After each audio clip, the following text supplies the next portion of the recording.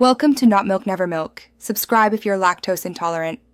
In this video, I will show how to make French onion soup.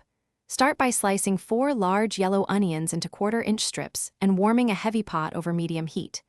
Add butter and oil, then cook slowly to caramelize the onions without burning. Deglaze with a splash of dry sherry or wine, add beef stock and thyme, and simmer gently so flavors meld. Finish with toasted baguette slices and melted Gruyere for a cozy, classic bowl. Caramelizing is the heart of this soup, and it deserves attention and patience. Use a heavy-bottomed pan and medium-low heat so the onions sweat and then slowly brown, stirring every few minutes.